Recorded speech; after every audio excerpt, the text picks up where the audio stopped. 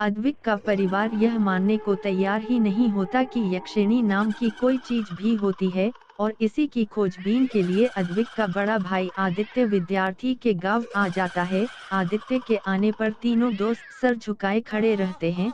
आदित्य तीनों दोस्तों को डांटते हुए सच सच बता दो कि अद्विक कहाँ है, वरना मैं किसी को भी नहीं छोड़ूंगा। तीनों दोस्त आदित्य को समझाने की लाख कोशिश करते हैं, पर आदित्य को उनकी बातों पर विश्वास ही नहीं होता। आदित्य सोचता है कि इन लोगों से पूछने का कोई मतलब नहीं है, उसे खुद ही जांच पड़ताल करनी होगी। और इसी सिलसिले में वह खुद उस यक्षिणी के खंडहरनुमा घर में जाएगा। वैसे भी लोग अफवाहें कुछ ज्यादा ही बनाते हैं, और यह तो फिर गांव के लोग ठहरे। इसी सोच के साथ आदित्य निश्चय करता है कि वह यक्षिणी के उस खंडहरनुमा घर में जाएगा। आदित्य को विद्यार्थी अपने घर में ही रोक लेता है, और वैसे भी गांव में होटल कहाँ होते हैं, इसी कारण आदित्य भी विद्यार्थी के घर में रुकने के लिए राजी हो जाता है। और वैसे भी उसे अद्विक के गायब होने के सच का पता लगाना था। अगले दिन आदित्य दोपहर में घर से निकल पड़ता है, और यक्षिणी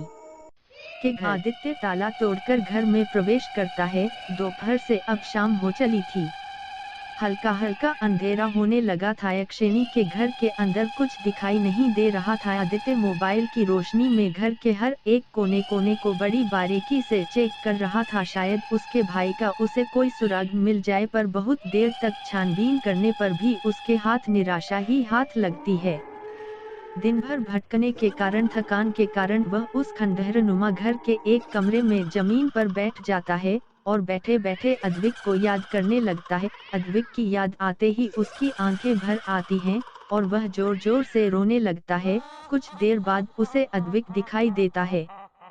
आदित्य बहुत ही खुश हो जाता है कि उसकी मेहनत सफल हो गई, पर अद्विक कुछ घबराया सा जान पड़ता है। वह आदित्य से बोलता है, भाई यहाँ से जल्दी भाग जा, यहाँ मत ठहर, जल्दी भाग जा, वो आ रही है, जल्दी भाग। और आदित्य की आंख खुल जाती है, उसे एहसास होता है कि वह तो सपना देख रहा था। कमरे में बहुत अंधेरा था, इसीलिए आदित्य अपने आसपास अपने मोबाइल को खोजने की कोशिश करता है, और उसे मोबाइल मिल जाता है। वह मोबाइल की टॉर्च चालू करता है, और टॉर्च के चालू होते ही